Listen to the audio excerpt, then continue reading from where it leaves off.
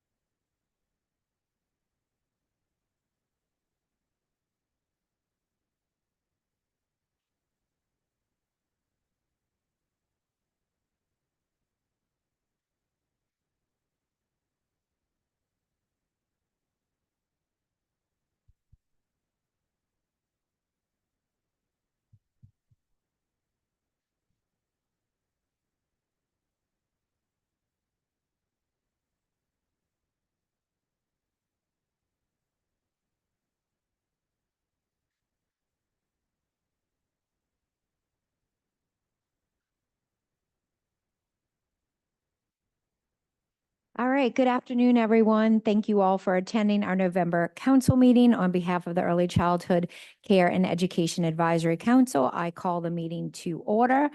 To begin our meeting today, I would like to call on Amy Poirier to call the roll. Amy, may we have a roll call?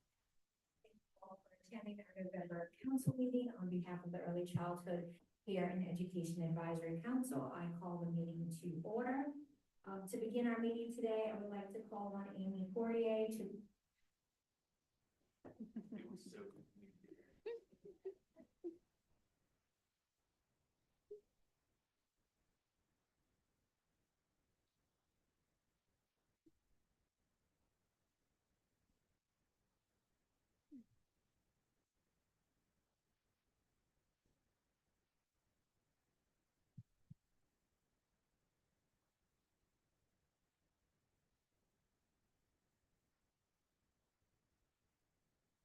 Okay, Amy, go ahead. Here.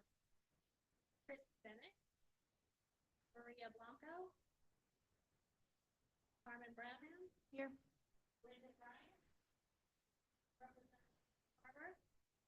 Dr. Michelle DeMolinaire. Senator Rick Edmonds. Amy Ewing. Here. Jane Hamilton.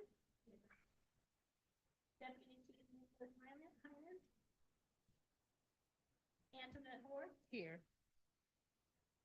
Ariel Hughes. Here. Representative Jason Hughes. Jody Joseph. Here. Dr. Ashley Lucas. Here. Dr. Miller. Here. Amy Moran. Caroline Oglesby. Norma Palmer. Here. Jonathan Pierce. Here. Dr. Paula Polito. Here. Jen Roberts. Dr. Libby Sonye. Kelly Taylor White. Dr. Sandra Darion. David Thibodeau. Here. Fareed Wahid. Here. Shannon White.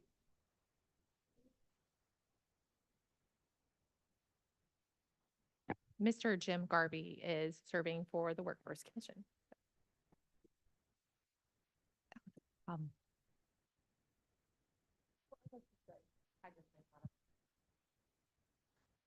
All right, so we do have a quorum. We will now ask for a motion to approve the September 18th, 2024 minutes. Is there a motion to approve the minutes? Okay, Jonathan Pierce with the motion. Is there a second? Thank you, Dr. Michelle DeMolinaire, for a second. Any discussion? Any opposition? All right, hearing none, the motion passes.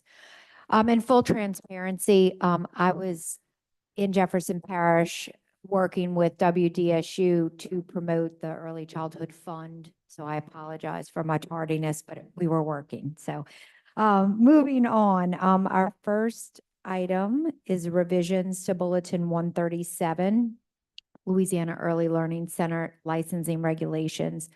I'm going to go ahead and transition to Karen Powell, Deputy Assistant Superintendent of Early Childhood Care and Education, to provide an overview.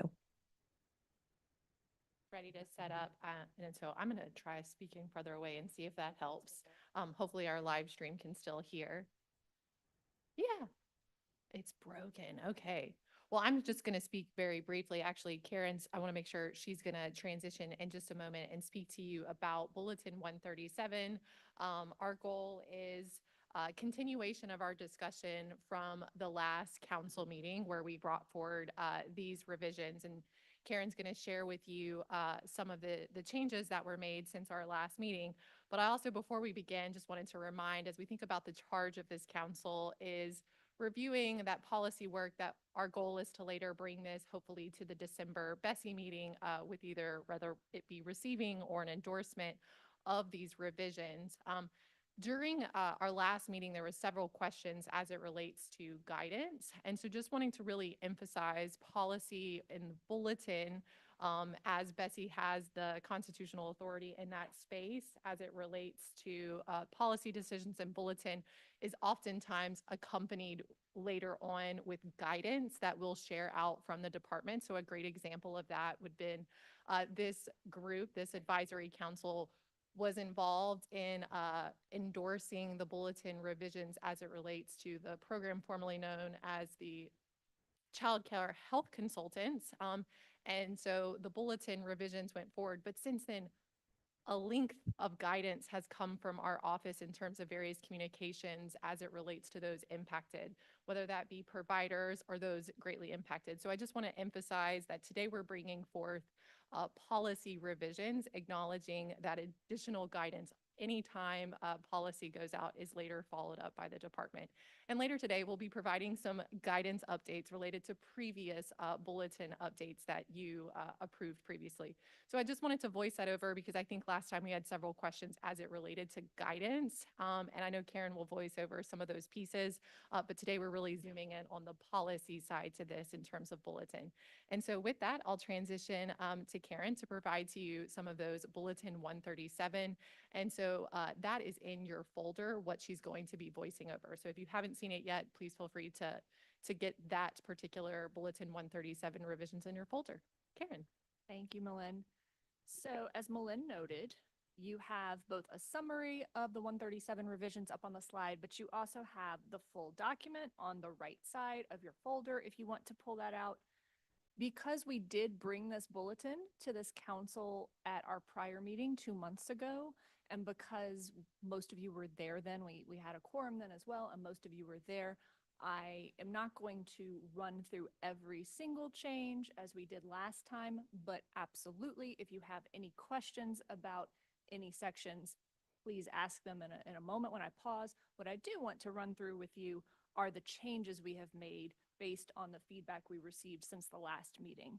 So I'll start with section 1907 of Bulletin 137.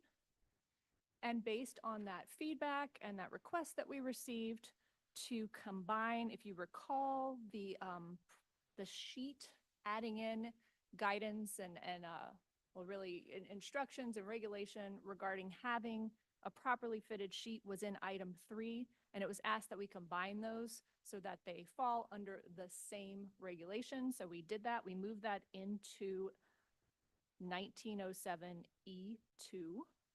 And then we also asked for feedback from the field for specific language that might be more clear to providers and that providers might be more comfortable with. And so you see there that we added that final sentence under 1907E2, mattresses for cribs must have a properly fitted clean sheet. So that was the specific language that we were offered, and so that is the specific language that we added. The other section where we made a few additions and adjustments is under the stock emergency medication, section 1917. As we noted last time, and as I'll actually say again today, we are in continuous communication with LDH. They are still working to figure out the implementation of this new legislation, but we have been in continuous communication with them. And so as we have learned more, we have made a few adjustments into our proposed bulletin. So if you look at 1917 M7, we added items E and F. So noting that training on the administration of emergency stock medications under number 7 shall be done annually. So that aligns it with the current requirement for epinephrine training. And under 7E, that training include information on any protocols, including those issued by the LDH for the administration of the emergency stock medications, as well as F, procedures for proper disposal of the stock emergency medications, along with the means by which the medication was administered. And then we also added some disposal language under number 8, that early learning centers, once trained, may administer and must properly dispose of those medications, either upon the prescription's usage or expiration, whichever is earlier. So those are the only changes that have been made to 137 since we last met and discussed it. Are there any questions or feedback about those changes or any other sections of Bulletin 137?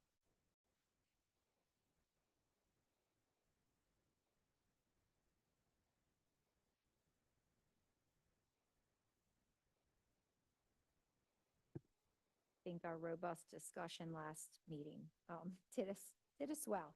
All right, thank you, Karen. Do we have any public comment? All right, may I get a motion to endorse the revisions to Bulletin 137, Louisiana Early Learning Center licensing regulations, allowing staff to make any minor technical changes prior to the December BESI meeting if needed? May I get a motion? Thank you so much, Representative Hughes. And is there a second? Thank you, Jane Hamilton. Any questions or comments from our members? Any opposition? Hearing none, the motion passes. All right, we will now move on to our second bulletin revision item, revisions to Bulletin 139, Louisiana Child Care and Development Fund programs. I will turn it back over to Karen Powell to provide an overview. Thank you, Dr. Polito. So this is new proposed revision that we're bringing to you for the first time today. We sent it to you last week for review as well. Because this is newer, I will go ahead and run you through each of the pieces. But just to sort of summarize it, especially if you just may not be as familiar with Bulletin 139, Bulletin 137 is a little more streamlined. It focuses on early learning centers specifically and all the regulations for them. 139, when it was created, it kind of has dual purposes. And so part of the bulletin focuses on the regulations for family childcare providers, in-home providers, and school childcare centers that are CCAP certified. And then the other section of the bulletin focuses on the actual childcare assistance program and regulations regarding that. And so today we are actually bringing to you proposed revisions of each type, some health and safety proposed revisions related to family childcare, in-home, and school childcare centers, as well as some updates and proposed revisions regarding CCAP itself. So you can see on the screen some summaries about those health and safety proposed revisions and about the proposed CCAP revisions.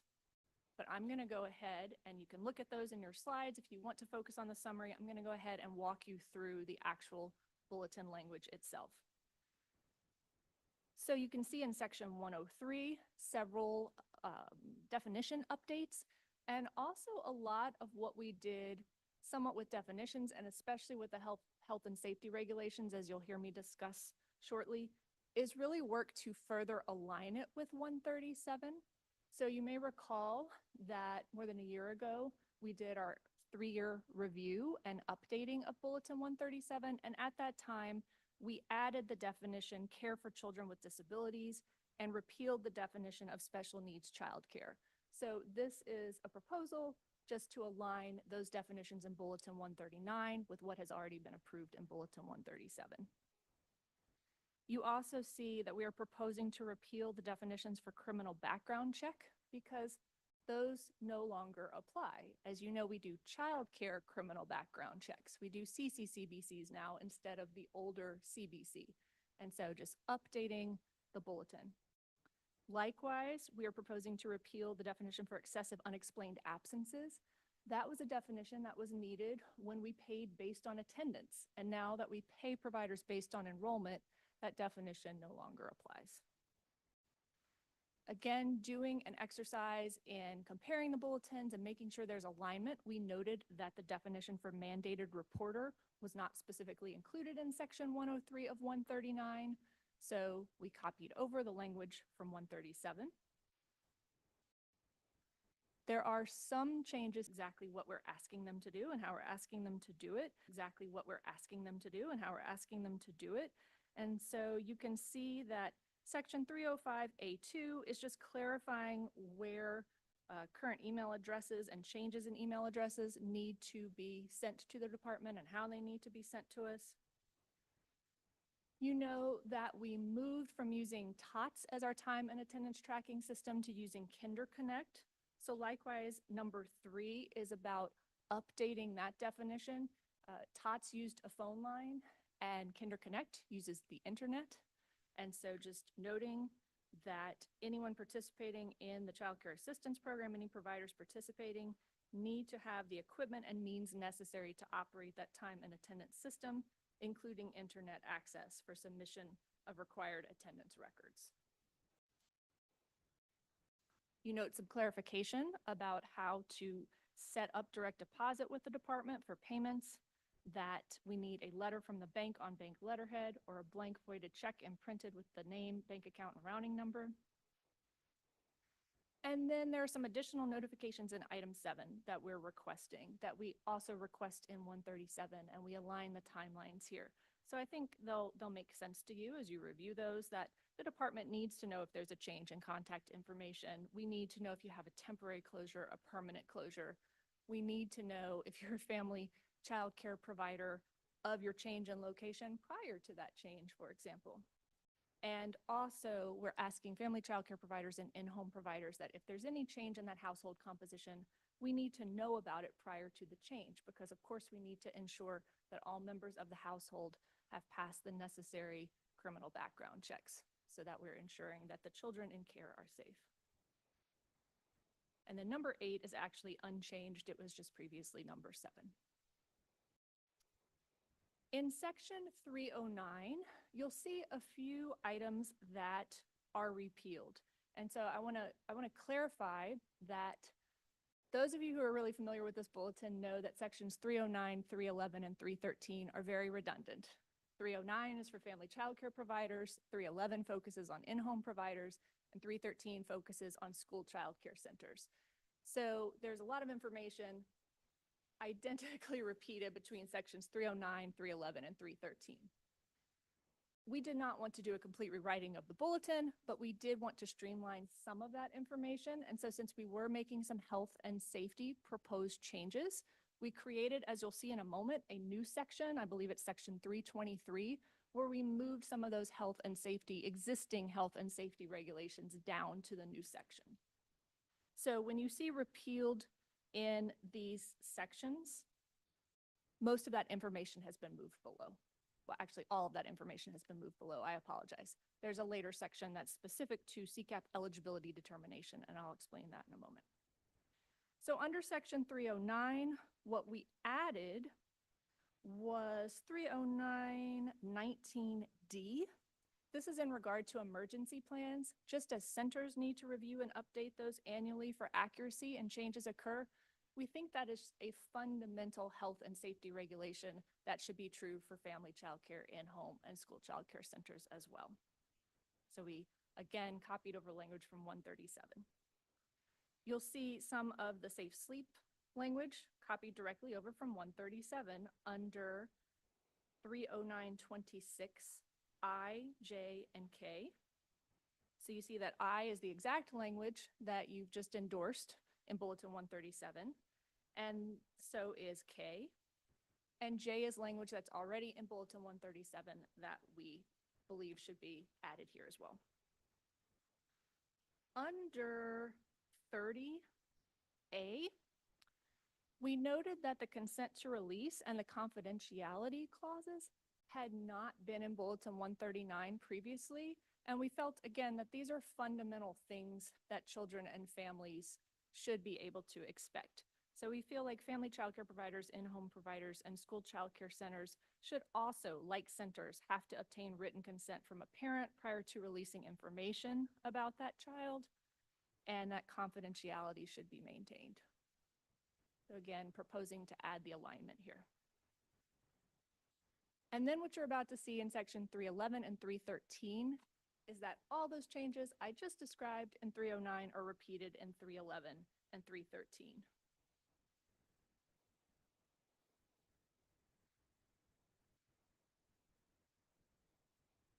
And so I apologize, under 309A, 309A, 13A, I did not note that we were adding the date to attendance logs, but again, that's in alignment with what you just approved for 137.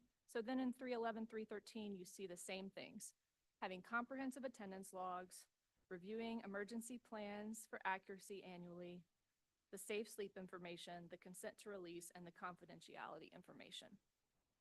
And then under 313, you see those same items. So I'll pause before moving on to section 319 to see whether there are any questions about those proposed revisions.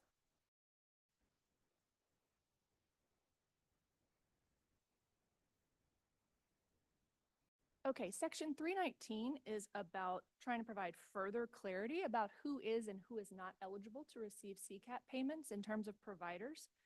And so because caregiver is a little vague, we propose to update that to child care provider. And note that it says a child care provider, even if certified to receive CCAP, may not receive CCAP payments for the provider's own children or other children residing in the provider's home. And that is based on federal regulation. So just trying to clarify that. We've actually had several instances of that not being clear. So we wanted to clarify it now. Section 323 is the new general health and safety section that I mentioned that we added. So 323A is new because it basically says this section and the requirements contained within it apply to any family childcare provider in-home, school, or military childcare center. 323B about pre-service orientation training just clarifies that the CCAP pre-service orientation is in addition to those other required pre-service orientation trainings, but everything under B is the same as was previously found earlier in Bulletin 139. Under C, continuing training, C1 was previously there. We did add the examples of child development, child guidance, child abuse prevention, and so on at the request of the Administration for Children and Families. And please note that it still says that the continuing training may include but is not limited to those topics. But the Administration for Children and Families wanted us to provide some examples to the field. DCFS mandated reporter training under C2, CPR, pediatric first aid, all of those were previously in Bulletin 139 and have just been moved down here.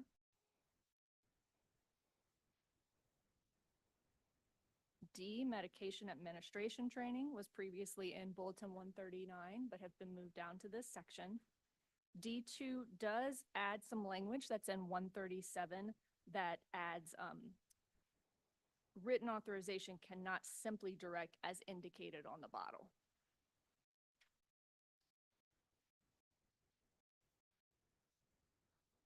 It adds in some 137 language reminding providers that they have to look at directions for use, including the route, oral or topical, dosage, etc.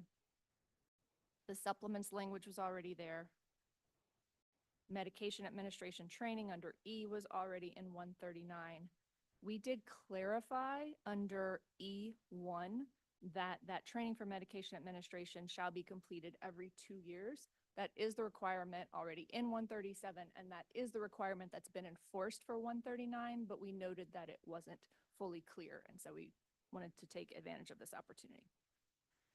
Then you see, just as in the newly endorsed 137 revisions, we've added the stock emergency medication section. It is identical to what we proposed in 137. At the bottom of that page, under G, we moved the requirement about mandated reporting.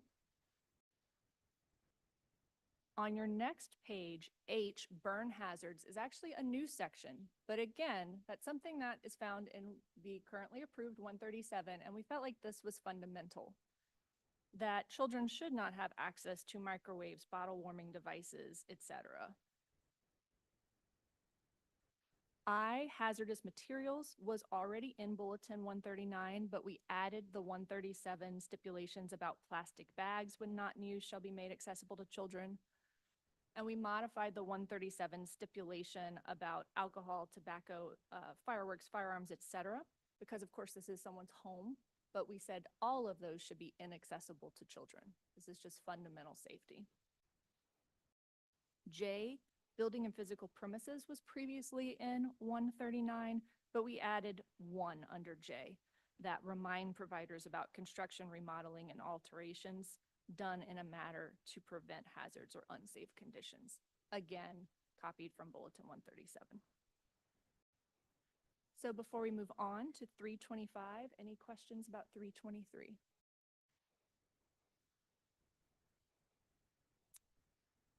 .325 is also a new section, but it was language that was previously in 139 and moved down here as well. So again, 325A makes it clear that these provisions apply to all the providers, family childcare, in-home school childcare centers covered by this bulletin. A through D were already in Bulletin 139 in the earlier sections. E has been added. E is identical to what currently exists in Bulletin 137. And not only do we feel that it's appropriate alignment to make, it's also required by the Administration for Children and Families.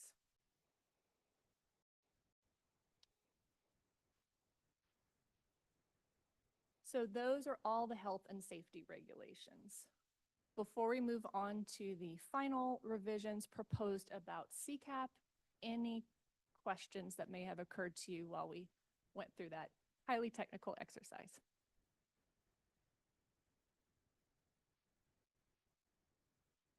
Okay.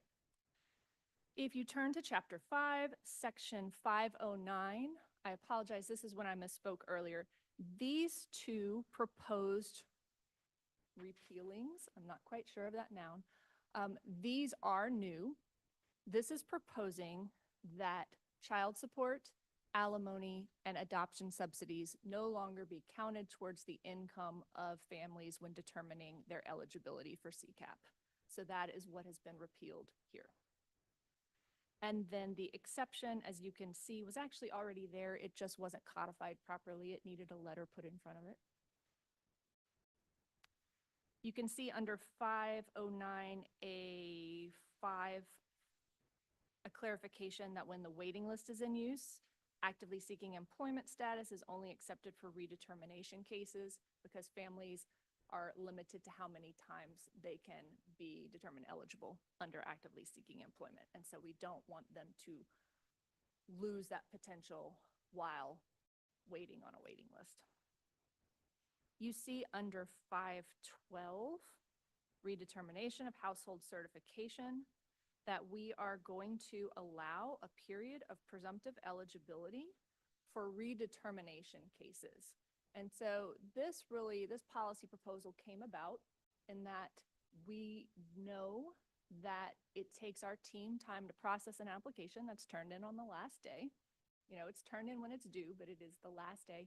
And that also sometimes families need a little bit of additional time to provide some of the documentation that we're required to have. And so to ensure that children are not dropping out of care, we are proposing to implement this brief period of presumptive eligibility for redetermination cases. And providers will not, if the family happens to be determined as no longer eligible in that redetermination, providers will not be asked to, required to pay back the funds for that redetermination period, that presumptive eligibility period.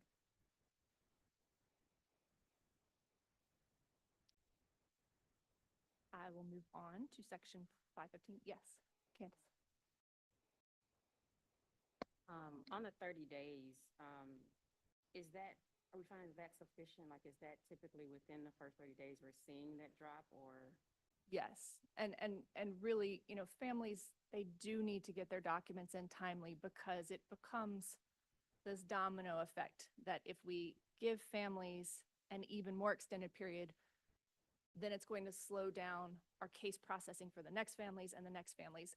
I'll also note, I appreciate your question because I'll note, in case you may not know, families and providers are given a notice 45 days prior to the deadline for redetermination.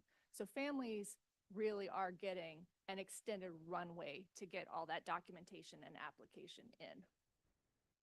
And families need to. I do want to stress, families must get that application in still by the deadline. But we know that occasionally you have a separation from a prior employer and a new employer. And we know sometimes families struggle to get that letter of separation. So it's really designed to do those final small pieces. Or again, if families do get their complete application in on the last day, to allow time for that to be processed, because technically they are allowed to get it in on the last day. Thank you. Right, if no other questions, I'll move on to section 515. 515 is strictly about codification. None of the rates have been changed in here, but as our executive team and our governmental affairs team explained to me, it's really about ADA compliance. And when you have a table like you see on the bottom of the next page, assistive technologies cannot find it and interpret it and share it. And so it really just has to be written out in those lines with those letters and numbers. And so that is why that change is proposed. We have not been asked as a department and an agency, you know how many bulletins we have, to revise every table and every bulletin simultaneously, but we have been charged with, as certain sections of bulletins are opened, to make those adjustments then. And so that's why we're proposing that now. And then finally, on the last page, It is section 515D, but it's on the last page.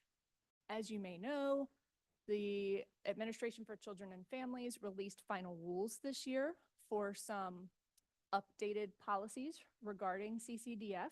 And one of those is moving to a prospective payment system.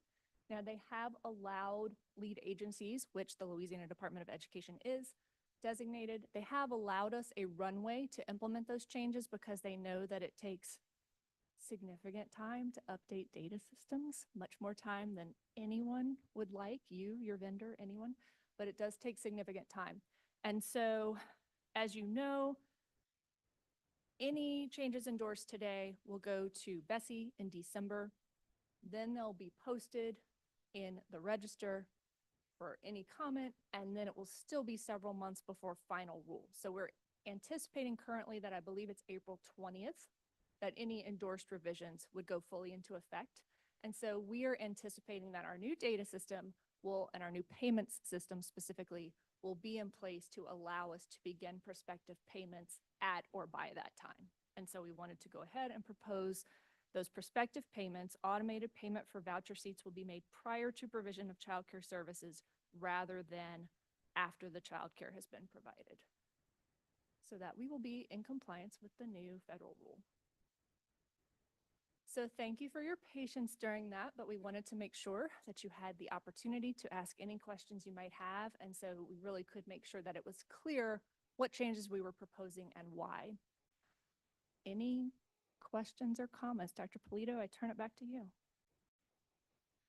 Okay, thank you, Karen. Any public comments?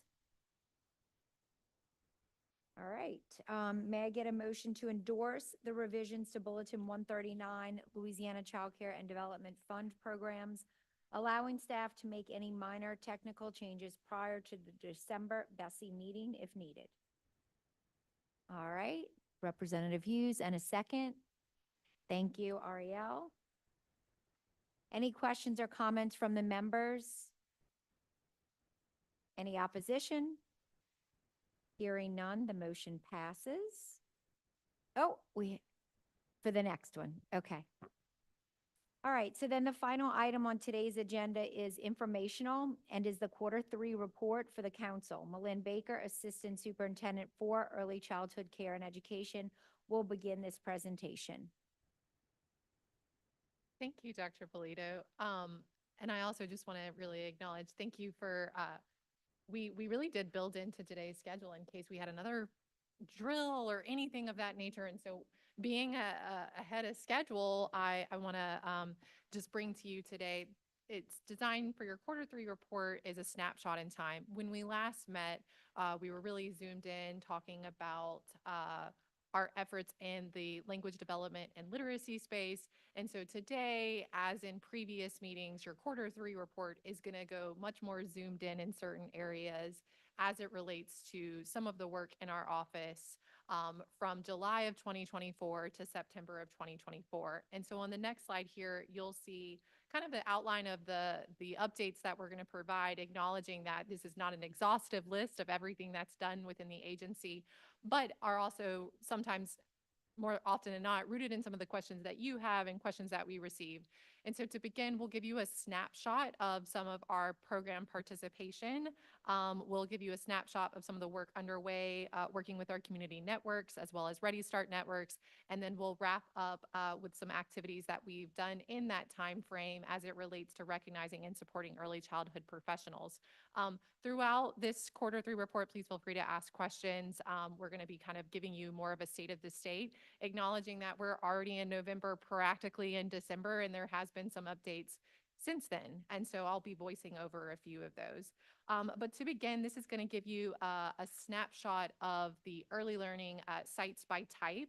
And so if we look at our type 1, those are our tax exempt faith-based centers, we'll see that as we compare to Q1 and Q2, in Q3, we're seeing a slight decrease in both type 1 and type 2. I will call out, if you're looking at your PowerPoint slides, there was a typo as it relates to type 2 in September of 2024. And so the update to that is 159. So I just want to call out your printouts are different from what's on the slide. And then For type 3 centers in quarter 3 compared to quarter 1 and quarter 2 of 2024, we see an increase. And so we also in family childcare seeing a decrease as it relates to comparing to our first 2 quarters of the year, in-home remaining about the same. And so as it relates to star ratings, just knowing that this is the same information brought to you previously, and then it will be updated in January of 2024. So I'll pause here for any questions before I transition to the next slide. Great.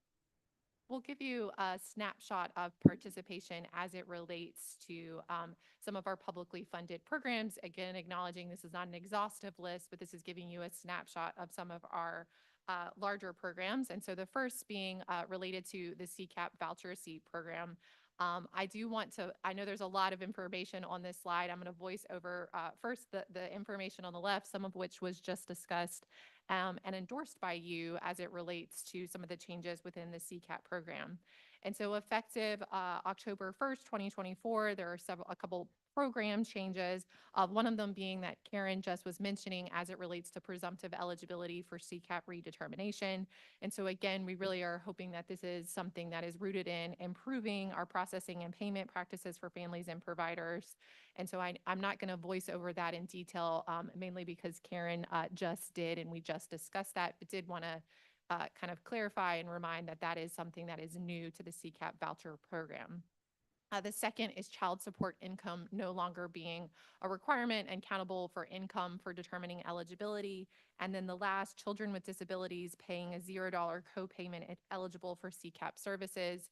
And so one of the things that just to voice over as it relates to, per the Individuals with Disability Education Act. And so in order to meet that requirement, there are a couple different items at which could be collected in terms of ensuring that they have that $0 copay. And so for next quarter, we are working to implement a 7% cap on copay for families.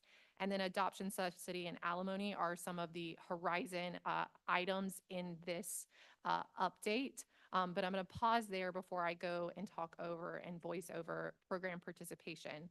As I can tell from the slide up here, it's cut off at the top, but this is program participation for the CCAP voucher program for quarter 3. So as you can see, program participation ranged in July of 2024 to a little over 18,000 to September, hovering around the 17,000 children participating. And then as it relates to our wait list, as you know, we implemented the wait list as a result of knowing that federal stimulus dollars were coming to an end and kind of in terms of surety as it relates to state general funds. So we did implement that wait list. I can provide, and we did share this with providers earlier this month on our provider webinar, that we are actively, again, removing children from the wait list. Right now, we're going to go month by month. Right now, we are removing children from the wait list as of July 2023. And so we go through our process of sending out a verification form.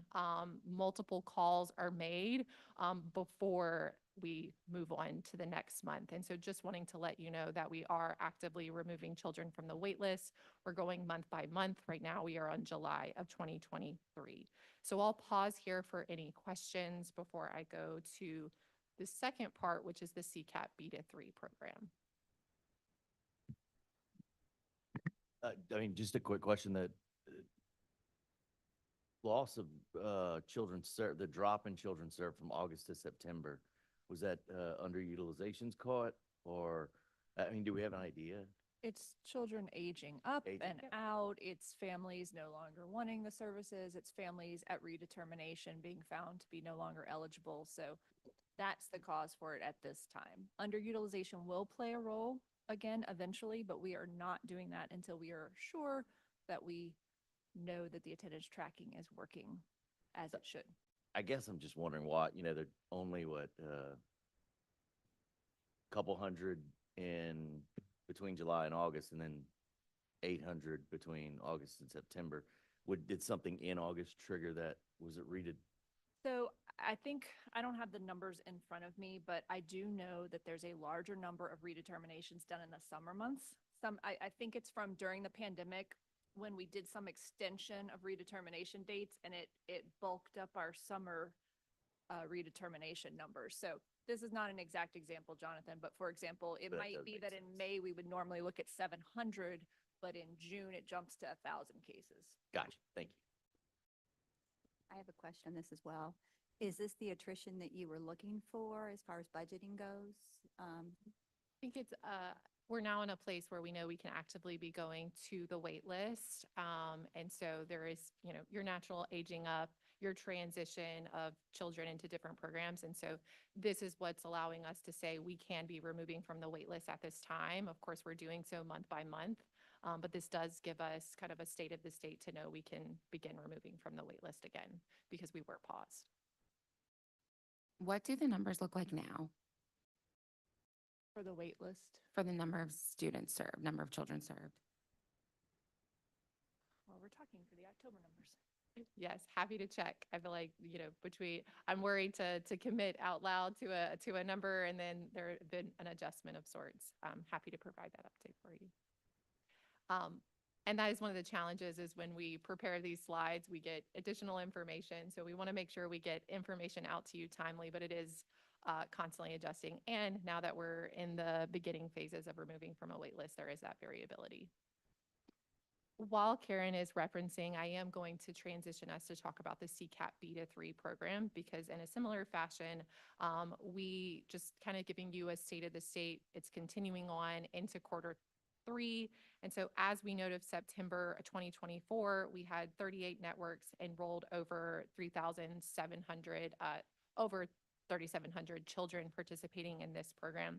We'll continue to bring you updates in this space as it relates to this program, acknowledging that we did have a period where we worked with networks in communication as it related to pausing redetermination, pausing new enrollment.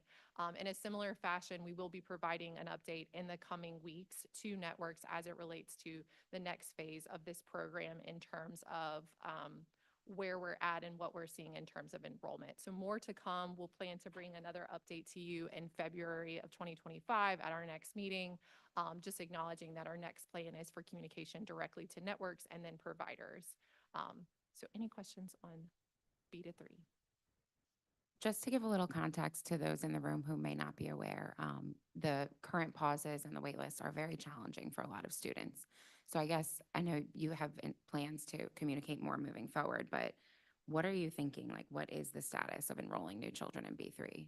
I think really our ultimate goal is going to be, we're going to be putting out, of course, specifics to this communication is filling seats within networks because we're in a state where after seeing the impact of state general fund being reduced by 9 million, we're at a state to be able to kind of assess that we can continue forward, of course, in terms of, so the communication will be specifically guidance related to new enrollment and how a network can do so in the time frame. But really the focus and goal is going to be filling seats because we know that the demand is present. And so we will be kind of giving more specifics to that. But the tagline will be, and the goal will be to expend and fill seats in the way that if you have that funding availability.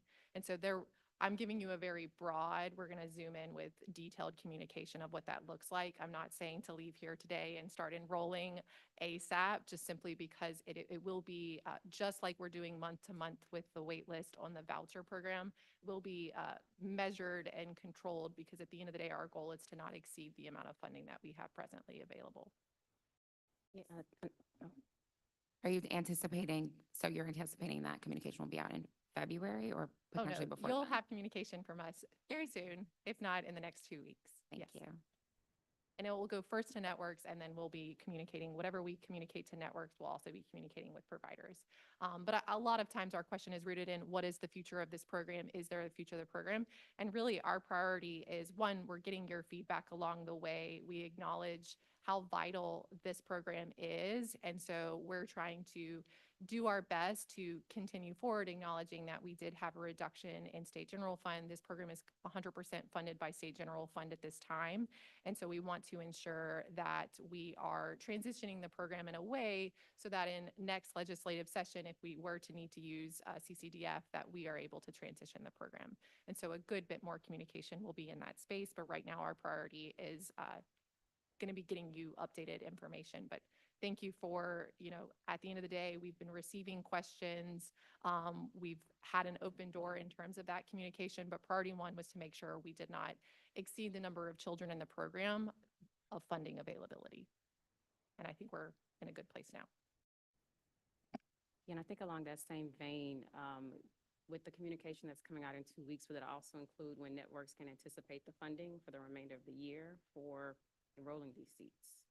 I think that timeline is pretty known from the perspective of there will be an allocation going forward for quarter, Sonia, for quarter.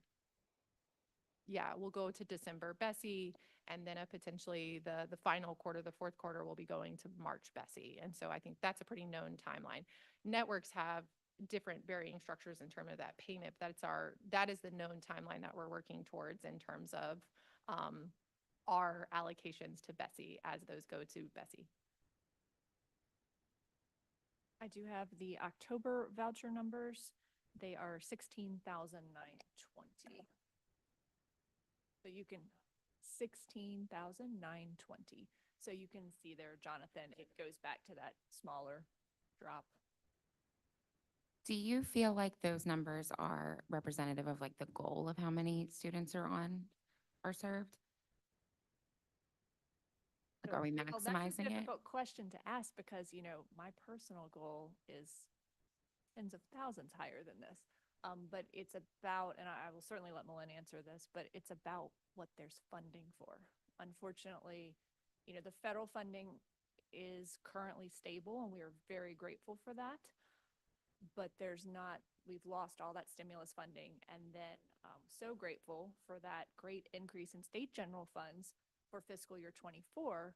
But unfortunately, a reduction of 9 million for fiscal year 25 does necessitate us decreasing the size of the program.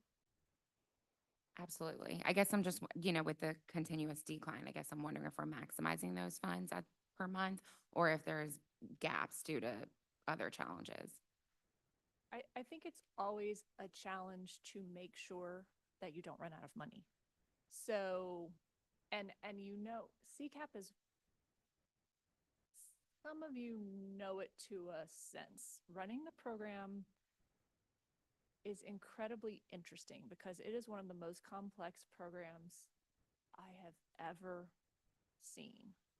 I don't know much about Medicaid, so it might be very complicated as well, but CCAP is very, very complex because you've got part-time children, you've got full-time children, you've got children served up to age 13 unless they're a child with disabilities, and then they may be served up to 18.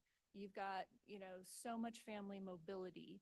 You have just so many factors going on. You've got children attending when they're with one parent, but maybe in a different situation with another parent. And so you're just not dealing with straight up solid numbers, the same type of services for every single child.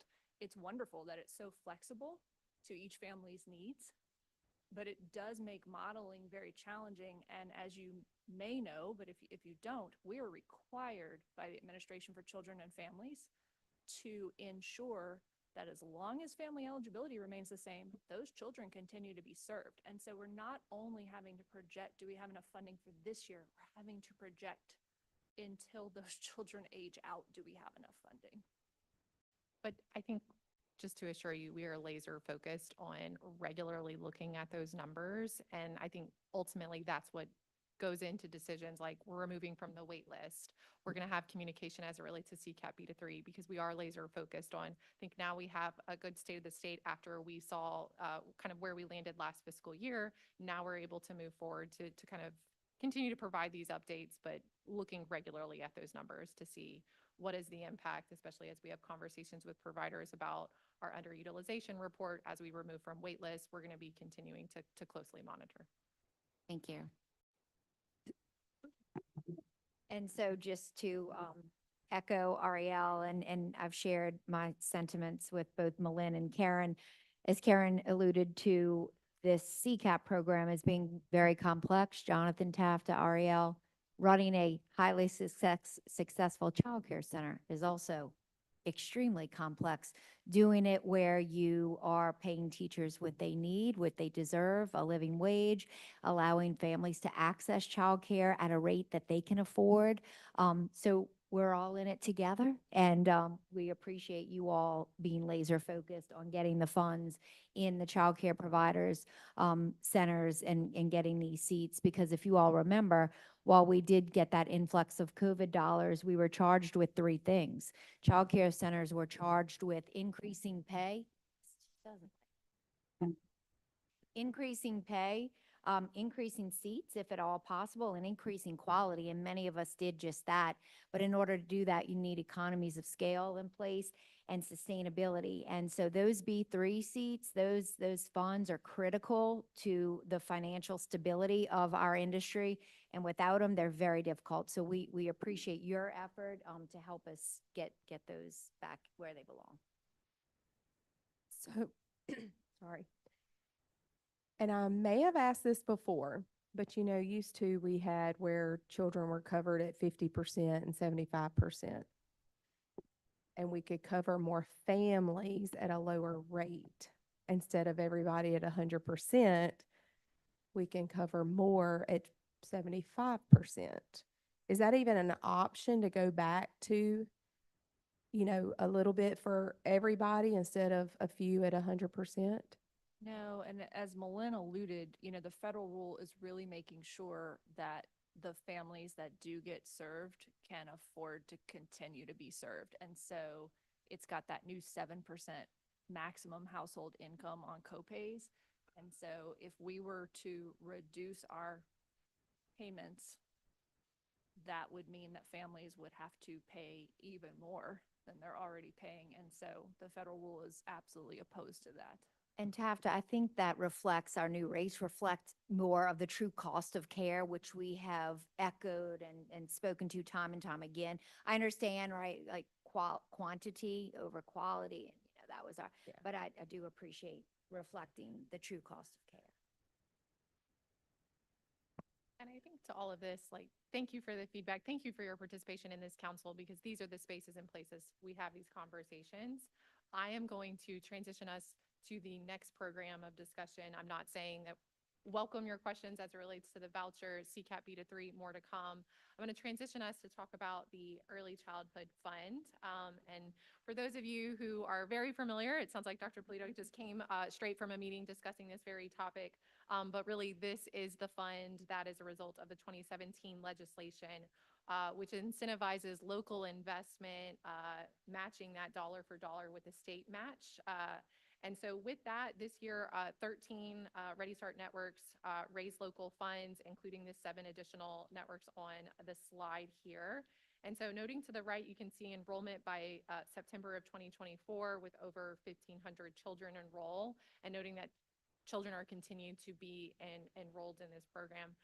For those of you that are also members of the commission, in December, we're going to kind of be diving even deeper into kind of talking more about the ECE fund just from an informational purposes, because as it stands right now, we do anticipate, if no additional funds are placed in that, that we will outpace the funding available. And so we're going to be kind of diving more into the ECE fund. Maybe we'll call it, it's going to be like an ECE fund one-on-one for the Early Childhood Commission, just because we do receive a good bit of questions as it relates to the nature of that fund. And I definitely will defer to Dr. Polito and others who are really knowledgeable in some of the success that they've seen in their local communities as it relates to this fund. So I don't know, Dr. Polito, if you have anything you want to add, but just wanted to voice over that this program continues to be. Yeah, just briefly, to keep us on time constraints, but it is nuanced, and there are many different pieces that make that fund whole. 25% coming from this, 2% coming from this. Thank you, Candace, for that. I was able to speak to that earlier today. But it is beneficial to have it all laid out and clear when we have those conversations with senators and legislators about what we continue to need. And the document I received from LaPic shared, again, because Orleans millage and Shreveport, you see the numbers in our next slide, are so robust, we are going to run out of that money if we don't continue to actively engage our lawmakers and ask for continued funding.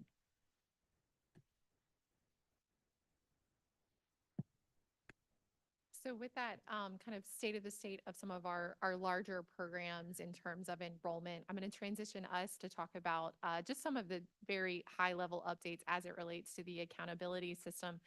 Because as you know, as we talk about the number of students participating, we also couple so much of that when we talk about the quality of our sites. And so this is a snapshot of July to September. And it's already kind of out of date from the lens of it's giving you a state of the department, analyzing and looking at the preliminary performance profiles, looking at the teacher survey, working with the network lead agencies to confirm that information.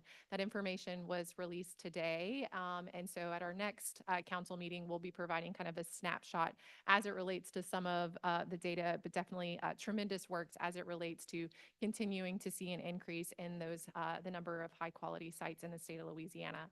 And so as of 10 a.m. today, that information was released out. And so we'll be providing more information to that. And then this next slide, again, are related to the accountability system, kind of talking about some of the actions that we have completed in our Q3 with community network lead agencies, setting up classrooms and teaching strategies gold, ensuring all sites were in the EC class portal, and then also having those CNLAs submitting their observation protocols. So I'll pause there for any questions. Definitely the data was released as of 10 a.m. this morning. And so I know that is fresh off the press as it relates to performance profiles. Right.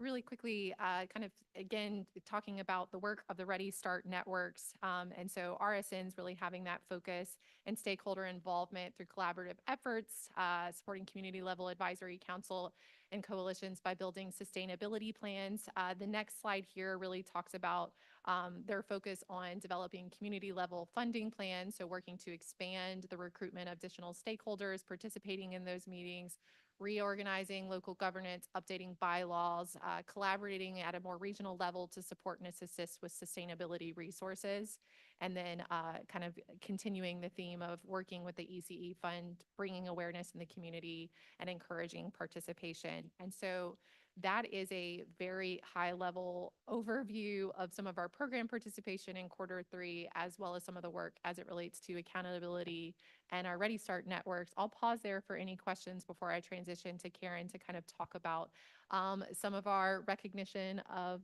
those in the classroom. Right, Karen.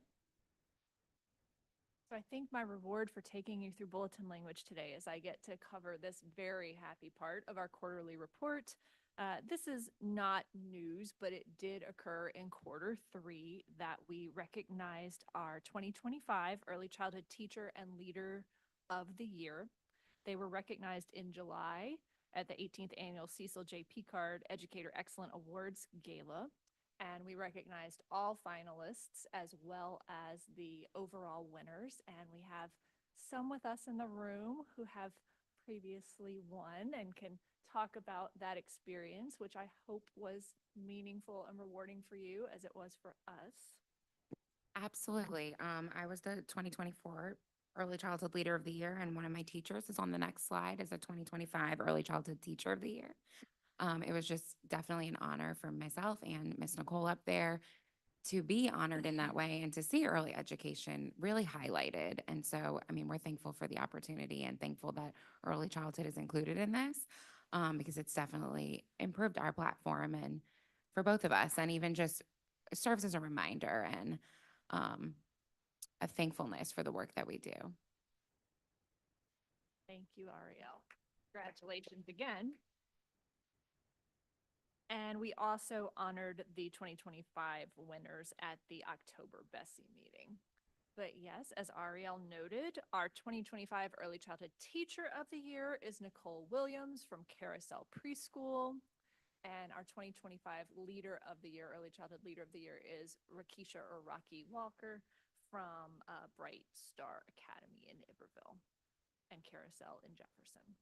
So Just a note, remember to nominate people or get them to apply for the next round, please, because it's so meaningful to us as well. It is, everything we do matters to our team. We want to be serving families with subsidies. We want to help ensure that children are safe, but it's very rewarding to get to interview these candidates and get to hear their stories and get to hear about their favorite lessons and the impact they've had on families and the impact that families and children have had on them. And so here you can just see some more pictures from those two recognition events. We also continue our work throughout the year to support early childhood professionals in addition to our efforts to recognize them. And so childcare resource and referral and mental health consultation services, of course, are year-round and continued in Q3. So here you have just some reminders of what the Tulane Tykes Mental Health Consultation Program offers to early learning sites. They offer this free to all Type 3 centers as well as to family childcare providers who opt into academic approval. And so they partner with coaches, providers, and teachers to support the behavioral health of children. They provide classroom-centered services as well as child-centered services. So they talk about classroom and behavior management. They model effective practices. They help teachers and parents understand age-appropriate expectations and support them in using developmental screening instruments. And they work with teachers and families about appropriate prevention and intervention for children. You also get to see here, we had such a wonderful time hosting our 2024 Early Childhood Conferences. We hosted one in Shreveport at the beginning of September and a second in Baton Rouge at the beginning of October. This is our team. You're about to see the participants we were so happy to be with, but this is our excited team here from early childhood. And we themed the conferences this year, Shaping Louisiana's Future. In the past, when we also had stimulus dollars, we hosted a multi-day event in New Orleans, but now that we know there are fewer dollars available for providers to take teams and stay overnight, we divided the conference up into single-day events, and we moved them to multiple sites within the state to make them more accessible to providers. And we've heard a lot of really good feedback supporting that decision. So we had a wonderful time with them, and our conferences provided breakout sessions, including these high-quality early classroom environments, classroom management, effective implementation of high-quality curriculum, promoting early language and literacy development, of course, supporting young children with disabilities, effective parent-provider relationships, teacher recruitment and retention, and more.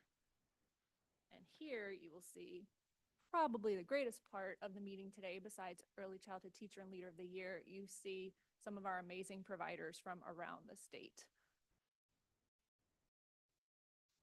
And we gave away some books again this year. You can see some of our staff presenting. We had more than 400 attend the Shreveport conference, and I believe more than 700 attend the Baton Rouge conference. So very excited about that.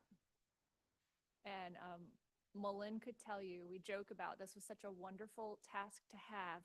I got to stand at the balloon arch for about a half hour after the conference ended, taking pictures of teams together. So, when people stay after an event on a Saturday after 4 because they're so happy to be together and they want to memorialize that, we felt like that was a good measure of success. In Q3, we continued our work to support young children with disabilities by launching the Young Children with Disabilities Strategic Planning Grant. And that was something that was funded with our preschool development grant that is concluding in Q4, where it's a collaborative opportunity between the department and childcare resource and referral agencies.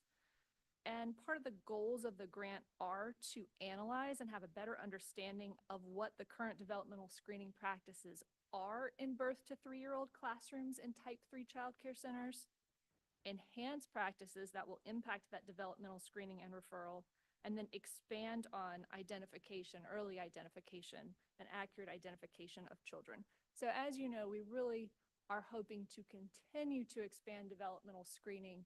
And while this is pretty effective in school-based programs, we really want to ensure that it's expanded and is implemented more fully in childcare settings and for infants and toddlers as well. Because we know that the earlier children are identified for any additional supports they need, the more likely we are to be able to enhance and support their development. We also continue to support early childhood professionals through our LELA program, the Louisiana Early Leaders Academy. In July, cohort 6 of LELA welcomed 30 new fellows. They're from 13 different parishes of the state, all 4 corners of the state. And a reminder that LELA provides childcare professionals and leaders with leadership development, systems thinking training, and collaboration with peers to strengthen business practices. And finally, we continued in quarter 3, and it was the conclusion of the grant opportunity that we had. We continued our collaboration with the Healthy Navigators, a program that's run out of Swallowheck, or the Southwest Louisiana Area Health Education Center. And that Healthy Navigator program is designed to connect community members with healthcare resources. And so our partnership was really designed to connect childcare teachers and leaders with healthcare. So either free or low cost health insurance. And in quarter 3, they worked with and reached more than 2,000 early childhood teachers and leaders around our state at more than 100 events. So we were really pleased for that collaboration, and also pleased that Swallowheck itself found that to be very meaningful and valuable, and hope that now that there's a little more knowledge about that program, that people will continue to contact them for support. Okay, just before we move on, we do have 2 comment cards. Dr. Strickland, would you like to come up? State your name and who you are representing for the record, and you have 3 minutes to speak.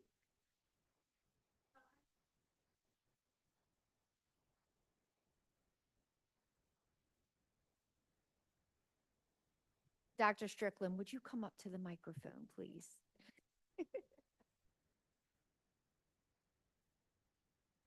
So I'm Sorrentha Strickland, representing the Jefferson Community Network Lead Agency and Ready Start Network.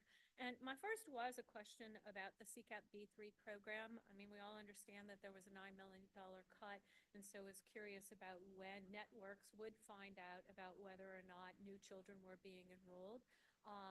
And I think it was kind of downplayed by our providers, the actual impact of not being able to at least replace existing children when children leave. So I'm glad to hear you answered part of that question that we should hear soon. Hearing in December is a bit challenging when you're in big systems and you have contracts with providers. So we're hopeful that we can at least replace existing children, especially given that there were contracts in place with those programs and they haven't been able to build down their contracts, right? That's the part that's been challenging when a program has a contract and they can't even build down their contract. So we've had the money, but haven't been able to send it out the door to programs because of the freeze that didn't even allow you to replace a child that moved to Texas. So that has been a huge challenge, and I appreciate that you're laser focused on it. But we've had programs struggling for months now because they haven't been able to even replace children that were lost and that they had money they could have accessed in a contract. So thank you for focusing on that already. My other question was related to what is the status of implementation of the program under the new CCDF plan? Because we all sat in here and you guys talked through that plan and whether or not you're going to be contracting with providers. And one of the big lifts was getting contracts from the Department of Ed to centers, but also the other big lift was redetermination of eligibility. I love that you have some leeway, but that 30-day isn't necessarily going to help the state redetermine eligibility of every single child transitioning from a network seat to a state seat. And so I was curious why that wasn't on the agenda and why you guys weren't giving an update. Could you give an update on where you are in implementation of the new CCDF plan with respect to those huge changes? Thank you.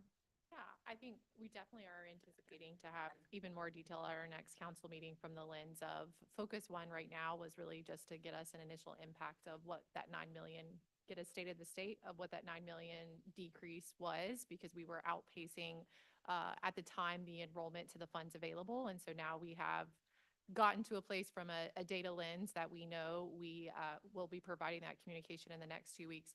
In terms of the future forward-facing communication of the next phase of the CCAP Beta 3 program, we are anticipating to have specific network engagement in this space. Yes, this council, we talked about it at length in terms of from the lens. And I think this is a great segue from the bulletin was kind of the phase one. The guidance is going to be phase two.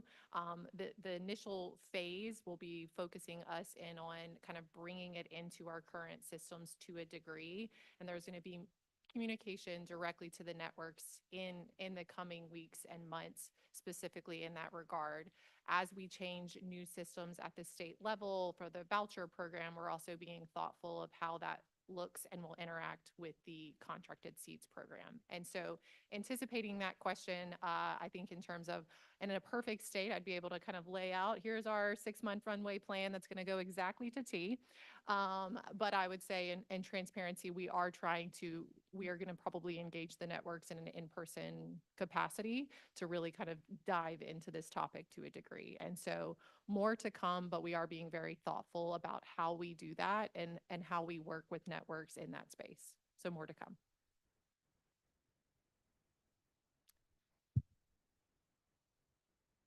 Yep. Yep. Yeah. Mhm.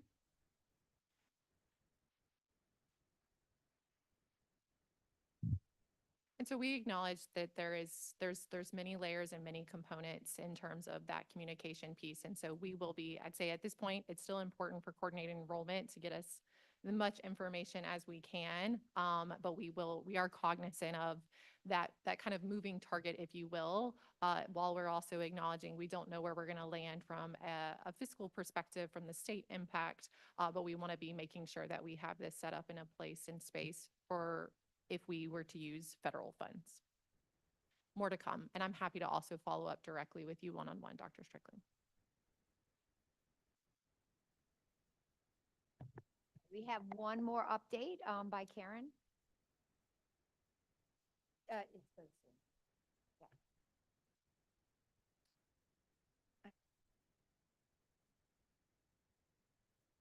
Health and safety training, yes. So just want to let you know, this is an update as it relates to bulletin that this body endorsed, I want to say a few months ago as it relates to February. And we were trying to, to the question that we received from the public comment as it relates, we try to actively provide you with those updates along the way. So just letting you know that we have continued to transition from the formerly administered by the Department of Health program, the Child Care Health Consultants program, now administered by our department in terms of the Health and Safety Administration training. And so those trainers have been integrated into our registry of approved trainers identified as early childhood health and safety trainers. We recently were able to we had hosted webinars with them as well as participated in an in-person event. In coordination with that, also in line with Bulletin, in November, we launched an online interactive self-paced training platform called EC Learn for providers to be able to access health and safety training free of charge. And so that was launched just a few weeks ago. And so really, this is a way for providers to be able to enroll staff in the courses, regardless of their group size, allowing that flexibility, training certificates becoming more accessible, and providers having more control over the training processes. And so just wanted to let you know that that has launched. The next slide here shows you kind of in that first phase. This also has the image of the logo that is on for once they complete the training. And so we're hoping to build out this platform, this online platform, to include other trainings in the future to be able to be accessible in an online avenue. But just wanted to voice over that guidance kind of continue to go out to the field.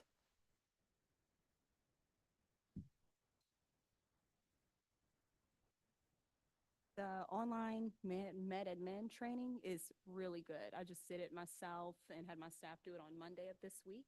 But it's very, very specific. You have to answer a lot of questions as you go throughout. So I know as providers, we were kind of concerned about how it would play out, but the training was, but the training was really, really good. It was really productive. I had, like I said, all my staff did it on Monday of this week. And everyone was able to get through it. It was fairly easy, very straightforward.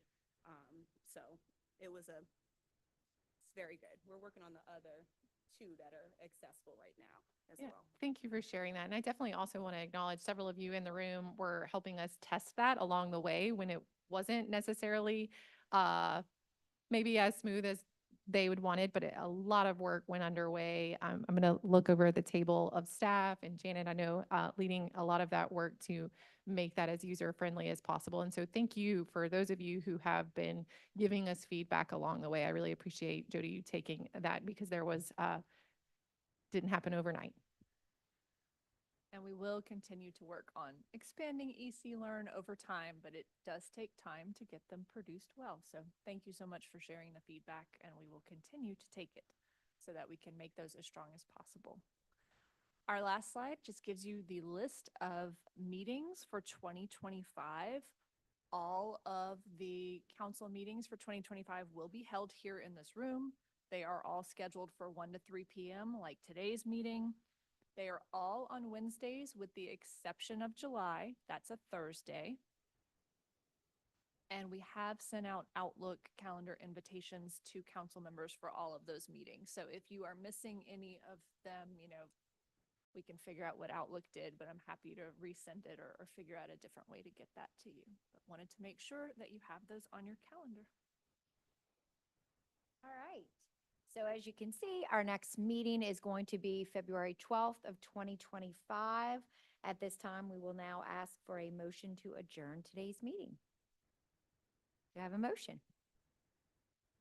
Nobody wants to leave. Tafta, thank you. And do I have a second? All right. Thank you, Jonathan. Happy holidays to everyone. Thank you for your time.